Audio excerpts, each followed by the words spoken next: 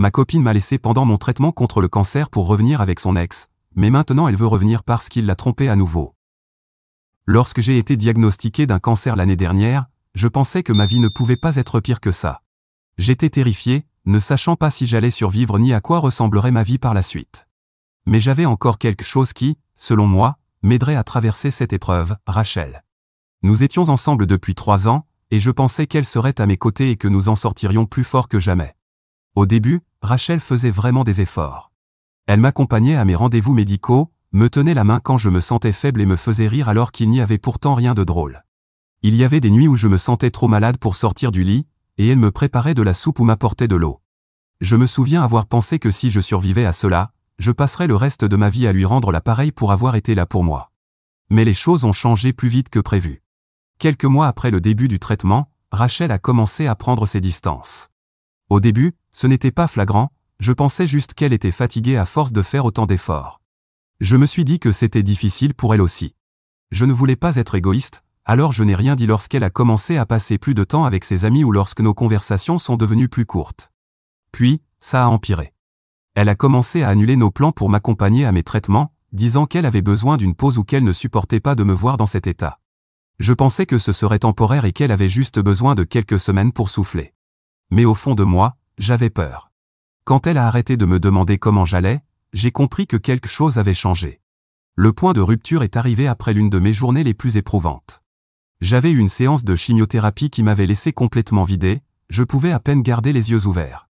Rachel est venue ce soir-là, et au lieu du réconfort que j'attendais, elle m'a dit qu'elle ne pouvait plus continuer. Je peux vous assurer que ça m'a bien réveillé.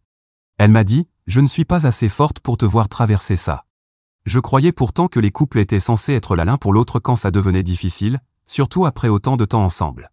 Comment répondre à quelqu'un qui vous dit qu'il ne peut pas supporter votre douleur? Je n'ai rien pu dire. Elle est partie ce soir-là, me laissant encore plus brisé que le traitement que je venais d'endurer. Il n'a pas fallu longtemps après son départ pour que je découvre où elle était allée, elle était retournée avec son ex, que j'appellerai Mac. Je ne l'ai pas précisé, mais j'ai changé les prénoms. Le même type qu'elle avait autrefois décrit comme une alerte rouge ambulante. Celui qui l'avait trompé à plusieurs reprises et lui avait brisé le cœur avant que nous nous rencontrions, ce qui rendait la chose encore plus incompréhensible pour moi. J'étais en train de me battre pour ma vie, et elle m'a quitté pour retourner avec quelqu'un qui l'avait traité comme un déchet. Je l'ai appris par des amis communs qui essayaient d'éviter le sujet, mais la vérité a fini par éclater, Rachel et Mac avaient emménagé ensemble à nouveau. Je me souviens être resté assis là, à écouter la nouvelle. Mes amis ne voulaient pas me le dire pour ne pas me faire encore plus de mal. Entre le traitement et mon quotidien, je n'avais pas besoin de mauvaises nouvelles supplémentaires, mais en même temps, j'avais besoin de savoir. Non seulement j'étais brisé, mais j'étais aussi humilié. Il y avait des nuits où je ne pouvais pas dormir en y repensant. La question qui me hantait sans cesse était de savoir si j'avais raté quelque chose, si j'avais fait quelque chose de mal. Mais la vérité, c'est que non. J'étais juste malade, c'est tout. Et elle n'a pas pu le supporter. Avec le temps, j'ai cessé d'essayer de comprendre, j'ai cessé de me torturer l'esprit et j'ai commencé à guérir, du moins mentalement. Je n'avais pas d'autre choix que de me concentrer sur ma guérison. Je ne pouvais pas me permettre de gaspiller mon énergie à être en colère ou amer alors que je menais un combat bien plus grand. À ce stade, je dois remercier ma famille et mes amis, car ils ont pris le relais pour me soutenir pendant mon traitement et mes soins, remplaçant Rachel. Pendant ce temps, je devais faire ma part en prenant soin de ma santé physique et mentale. Je dois admettre que je n'étais pas la personne la plus facile à gérer. Me sentir aussi faible et traverser tout cela ne faisait pas de moi quelqu'un de particulièrement positif. Mais j'ai essayé, et je suis reconnaissant qu'ils aient fait cet effort pour moi. C'est ainsi qu'on découvre qui compte vraiment dans notre vie, dans nos moments les plus bas. Et ça, je ne l'oublierai jamais. Avec le temps, j'ai réalisé que j'étais plus fort que je ne le pensais. Quand j'ai terminé ma dernière séance de traitement et que j'ai entendu le mot rémission, j'ai pleuré, non seulement parce que j'avais survécu au cancer, mais parce que j'avais l'impression qu'un poids énorme s'était enfin envolé de ma poitrine.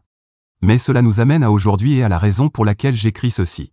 Je sais que ce n'est pas un subreddit pour les survivants du cancer, donc mon histoire ne parle pas que de ça. Il y a quelques semaines, j'ai appris que Mac avait encore trompé Rachel. Apparemment, elle ne s'y attendait pas, elle pensait qu'ils avaient résolu leur problème. C'était surréaliste. Elle m'a quitté au pire moment de ma vie pour quelqu'un qui l'avait déjà trahi, et maintenant, elle était choquée qu'il ait refait exactement la même chose. Pour être honnête, je n'ai pas ressenti de peine pour elle. C'était plutôt un sentiment de validation, non pas parce que je voulais qu'elle souffre, mais parce que cela confirmait ce que je savais déjà. Elle a fait son choix, et c'était le pire possible. J'aurais pu comprendre si elle m'avait quitté parce que prendre soin de moi était trop dur, mais retourner avec un ex infidèle figure sûrement dans le manuel des choses à ne jamais faire. Mais ce n'était pas à moi de réparer le chaos qu'elle avait créé dans sa vie. Je pensais que ce serait la fin de l'histoire, que j'entendrais parler de son drame de loin et que je continuerais ma route. Mais ensuite, elle m'a recontacté. La semaine dernière, sans prévenir, j'ai reçu un message de Rachel. Cela faisait environ 2 semaines qu'elle avait quitté Mac lorsqu'elle m'a envoyé ce premier message.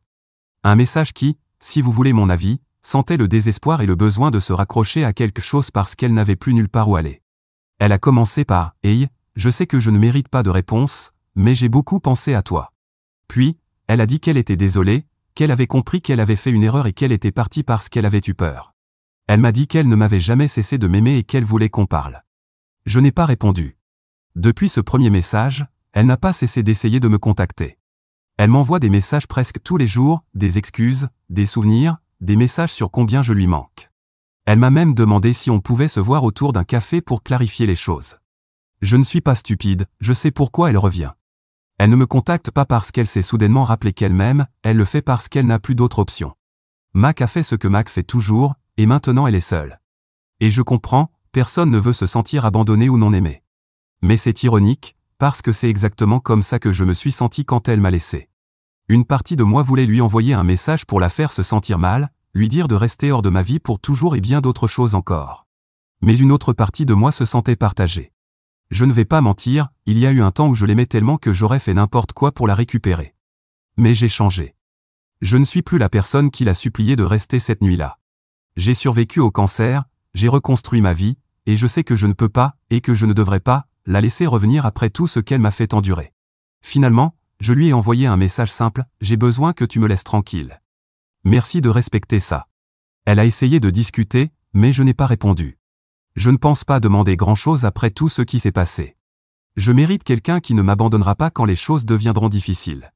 Rachel est peut-être désolée, mais être désolée n'efface pas tout ce qui s'est passé, la douleur, la trahison, et cela ne prouve certainement pas qu'elle ne s'enfuira pas à nouveau.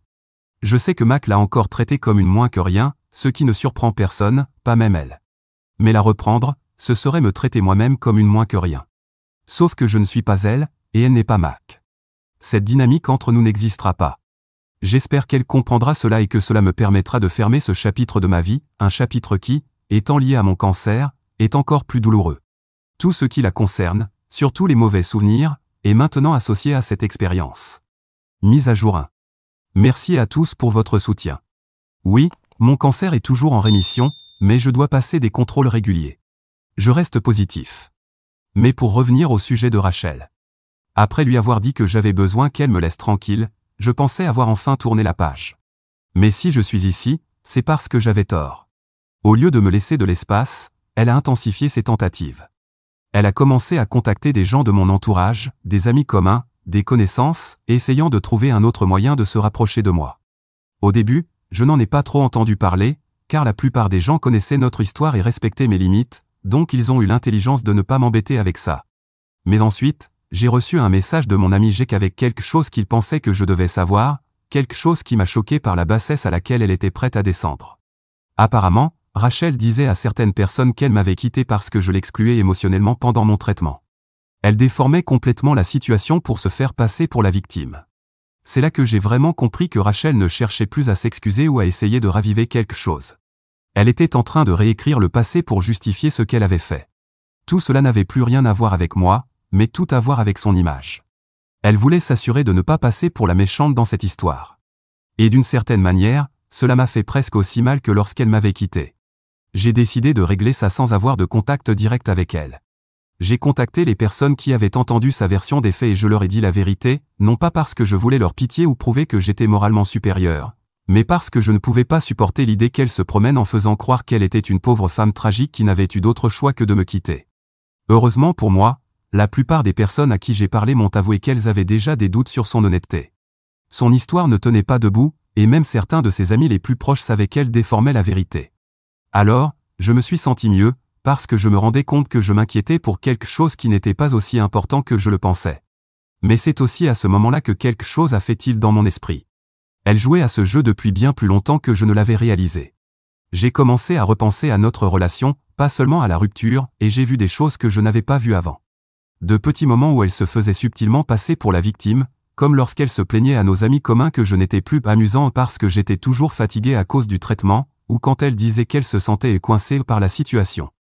À l'époque, j'avais mis ça sur le compte de son sentiment d'être dépassé par les événements, mais maintenant, je voyais que c'était en fait un schéma plus large.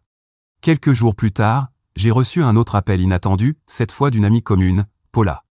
Elle avait toujours été plus l'amie de Rachel que la mienne, mais nous avions maintenu une certaine cordialité. Elle m'a demandé si j'avais une minute pour parler, et elle semblait mal à l'aise. Quand j'ai répondu, elle n'a pas perdu de temps.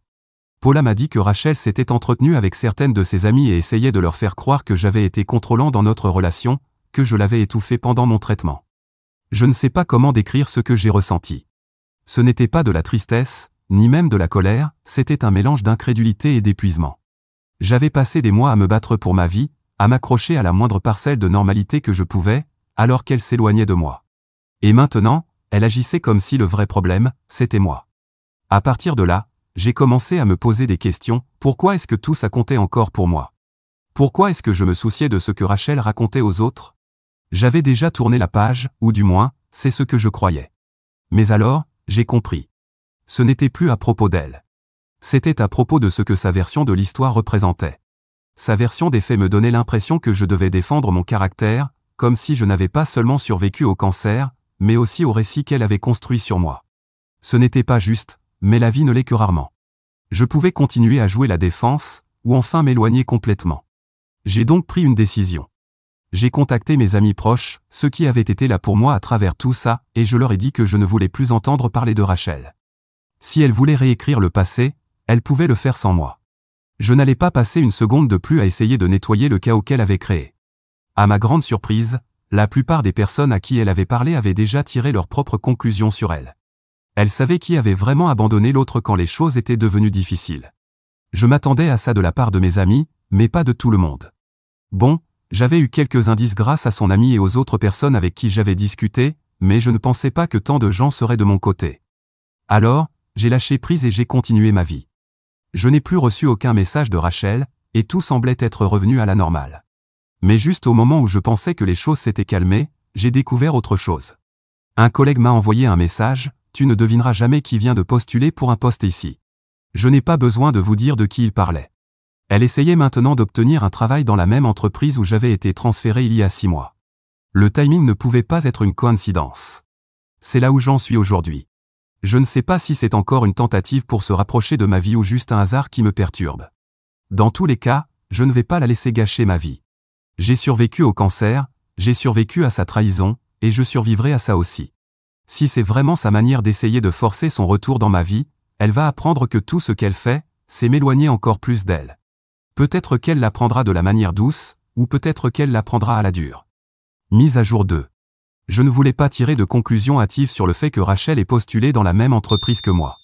Peut-être que ce n'était qu'une coïncidence. Peut-être qu'elle ne savait vraiment pas que je travaillais là.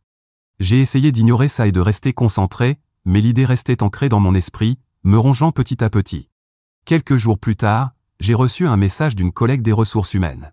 C'est quelqu'un que je connais depuis des années, très discrète et professionnelle, mais même elle ne pouvait pas cacher à quel point la situation la mettait mal à l'aise en me contactant. Elle m'a dit que Rachel m'avait listé comme référence sur son dossier de candidature. Parmi toutes les personnes qu'elle aurait pu choisir, elle m'avait choisi moi. Non seulement c'était étrange, mais cela ressemblait à une manœuvre délibérée. Je n'arrivais pas à dire si c'était du désespoir ou de la manipulation, ou peut-être un mélange des deux. Pourquoi supposerait-elle que je parlerais d'elle en termes positifs après tout ce qu'elle m'a fait? J'ai immédiatement envoyé un email aux ressources humaines pour préciser que je n'étais pas à l'aise d'être utilisé comme référence et que je n'avais aucune intention de parler en sa faveur. J'ai gardé le message bref et professionnel. Ma collègue m'a assuré qu'ils allaient gérer la situation, et j'ai essayé de passer à autre chose. Mais Rachel n'en avait pas fini. 2 jours plus tard, je suis entré dans la salle de pause à l'heure du déjeuner, et devinez qui était là, en train de discuter avec l'un de mes supérieurs. Elle m'a souri en me voyant, comme si nous étions de vieux amis qui se retrouvaient après des années. J'avais l'impression d'être piégé dans un cauchemar surréaliste. Peut-être qu'elle pensait qu'apparaître en personne jouerait en sa faveur, que cela lui donnerait des points auprès de moi, mais tout ce que cela prouvait, c'était qu'elle était folle et qu'elle ne réfléchissait plus clairement. Je l'ai à peine regardée et j'ai fait demi-tour pour sortir, mais elle a crié mon nom assez fort pour que tout le monde dans la pièce l'entende. Elle a commencé à poser des questions banales, comment j'allais, si je vivais toujours au même endroit, sur quel projet je travaillais. Tout le monde nous observait, essayant de comprendre qui était cet inconnu qui agissait comme si elle me connaissait intimement. J'ai répondu brièvement et de manière neutre, essayant juste de survivre à l'échange. Quand j'ai finalement quitté la pièce, je l'ai entendu dire à quelqu'un que nous avions été très proches. J'étais furieux. Elle n'était pas là pour le travail, elle était là pour forcer son retour dans ma vie. Plus tard dans la journée, j'ai parlé avec mon manager et lui ai expliqué la situation. Je ne suis pas entré dans tous les détails, juste assez pour qu'il comprenne pourquoi j'avais besoin de fixer des limites. À mon grand soulagement, il a été compréhensif. Il m'a dit que la candidature de Rachel ne serait pas retenue et que je n'aurais pas à interagir avec elle de quelque manière que ce soit. Mais Rachel n'a pas bien pris ce rejet. Le lendemain, elle est revenue au bâtiment, pas pour un entretien, juste pour traîner là. Je ne sais pas comment elle a réussi à passer la sécurité, mais elle errait dans le couloir près de mon bureau. Je suis tombé sur elle alors que je devais aller à une réunion, et dès qu'elle m'a vu, elle a essayé de m'arrêter. Cette fois, je n'ai pas gardé mon calme. Je lui ai dit clairement qu'elle devait arrêter. Elle n'essayait pas de s'excuser, elle forçait son retour dans ma vie et ne faisait qu'aggraver les choses. Je lui ai dit qu'elle devait partir ou que nous appellerions la police, et que j'allais maintenant la signaler à la sécurité. Après cet incident, j'ai déposé un rapport officiel auprès des ressources humaines et j'ai alerté la sécurité sur ce qui s'était passé. Je ne voulais prendre aucun risque. Je réfléchis à aller plus loin, peut-être demander une ordonnance restrictive. Pour l'instant, la réponse des ressources humaines me suffisait. Ce soir-là, j'ai reçu un long message de Rachel sur les réseaux sociaux. Elle disait qu'elle n'avait pas réalisé à quel point elle me dérangeait, qu'elle essayait juste d'arranger les choses. Elle répétait qu'elle voulait prouver qu'elle était une meilleure personne maintenant et qu'elle ferait n'importe quoi pour réparer ce qu'elle avait brisé. Mais voilà le problème, je n'avais plus besoin qu'elle me prouve quoi que ce soit. Ce dont j'avais besoin, c'était qu'elle sorte de ma vie. Le mal était déjà fait. Je n'ai pas répondu, je n'en avais pas besoin. Je l'ai bloquée sur toutes les plateformes qu'elle avait utilisées pour me contacter. À la place, j'ai fait quelque chose que je repoussais depuis un moment, j'ai appelé ma mère. Je ne lui avais pas beaucoup parlé de ce qui s'était passé avec Rachel, parce que je ne voulais pas qu'elle s'inquiète. Mais quand je lui ai tout raconté, elle m'a dit quelque chose qui est resté gravé dans mon esprit. Elle a dit que la plus grande erreur de Rachel n'était pas seulement d'être partie, mais d'avoir cru que je serais toujours là à l'attendre. Et elle avait raison.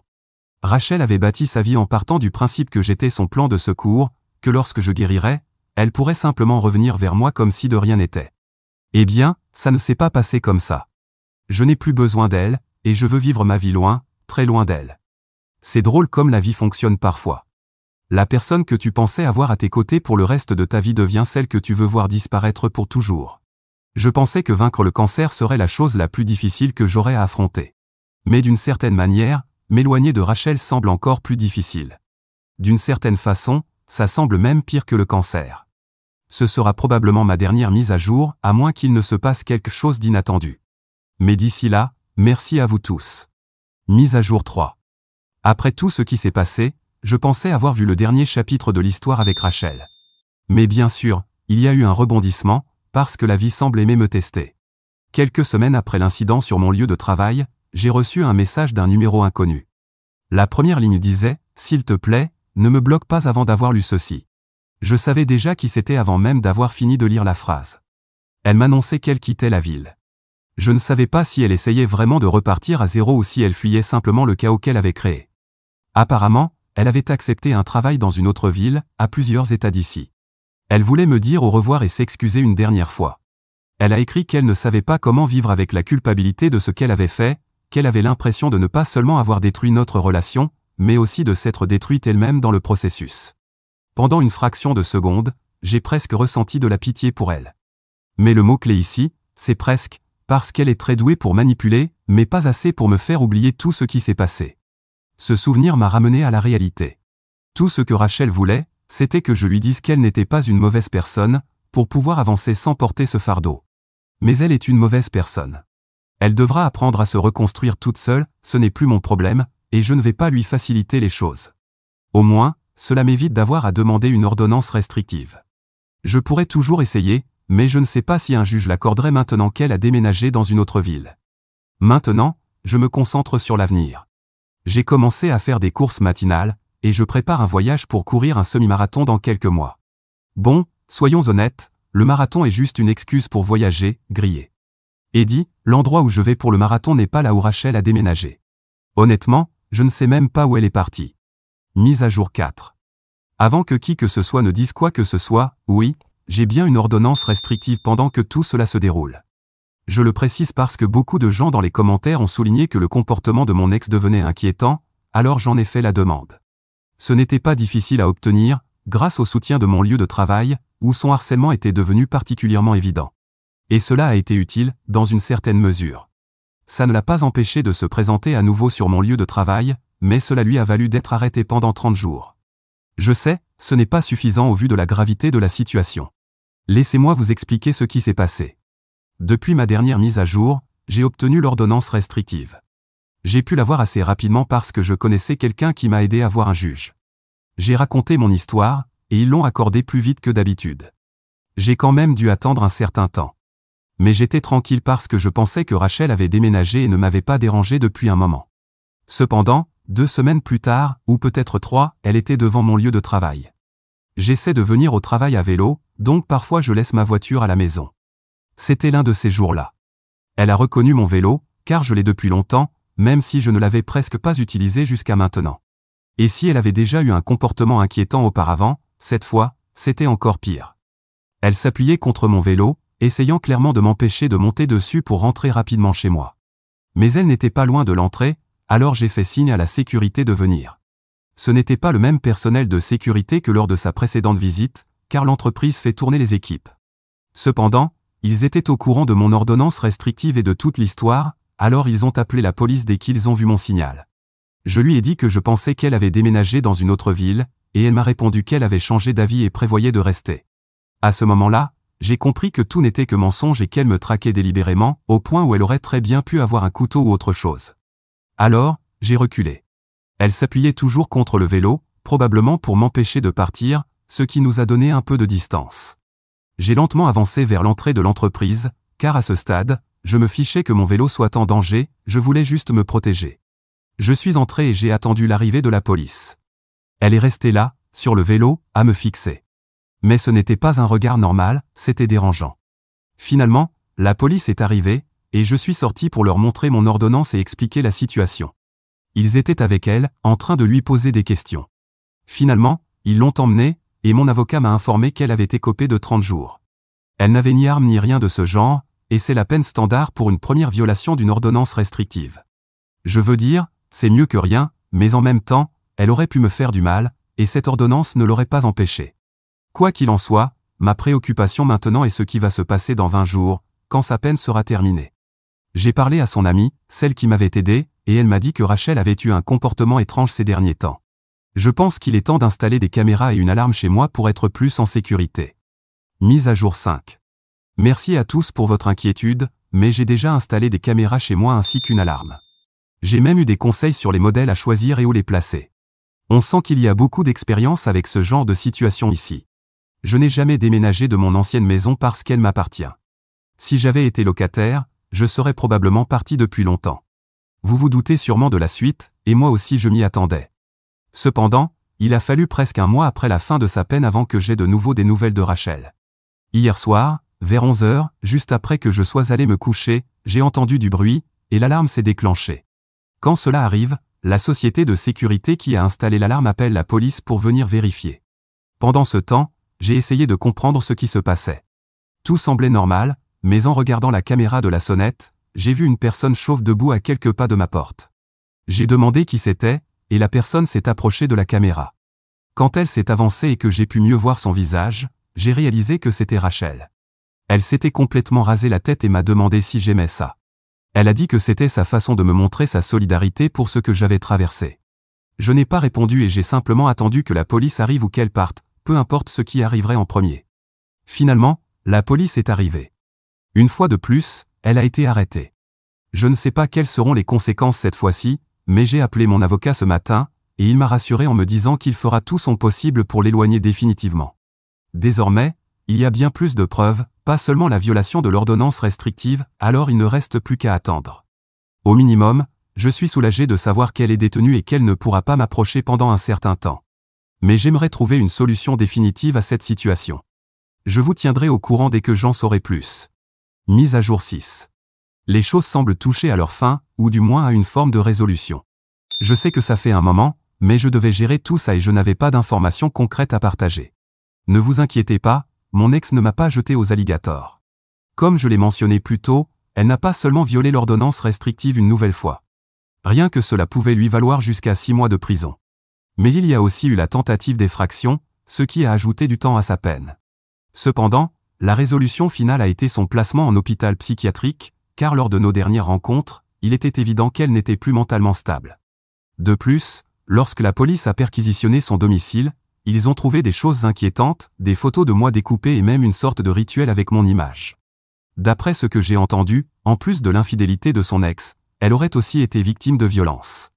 Cela pourrait expliquer certains aspects de son comportement. Un autre événement a été un épisode psychotique où elle a tenté de se faire du mal pendant sa garde à vue. À cause de cela, elle a été internée, car elle n'était pas en état d'être placée dans la population carcérale générale. Quoi qu'il en soit, une fois qu'elle sera sortie, peu importe quand cela arrivera, elle devra toujours purger une peine de prison pour tout ce qu'elle a fait. Au total, la sentence est de 5 ans. Elle pourrait passer une partie de ce temps en institution psychiatrique et le reste en prison, ou bien elle pourrait purger toute sa peine dans l'établissement si elle n'est jamais jugée assez stable pour être libérée. Alors, est-ce enfin la fin tant attendue? Je sais que dans 5 ans, tout cela pourrait recommencer, mais 5 ans, c'est long. Je ne sais pas si je vivrai toujours ici d'ici là ou si je serai devenu le plus grand coureur de marathon de tous les temps. Je penche plutôt pour la seconde option comme étant peu probable. Quoi qu'il en soit, j'ai beaucoup de temps pour réfléchir à ce que je vais faire de ma vie, et surtout en ce qui concerne Rachel. Mais je ne peux pas m'empêcher d'être reconnaissant pour toute l'aide que j'ai reçue. Surtout au début, lorsque vos conseils m'ont été d'une aide précieuse. Les recommandations sur les caméras et les alarmes ont aussi été inestimables. J'ai probablement même augmenté la valeur de ma maison pour le jour où je déciderai de la vendre, à supposer que le prochain propriétaire est une ex aussi obsessionnelle que la mienne.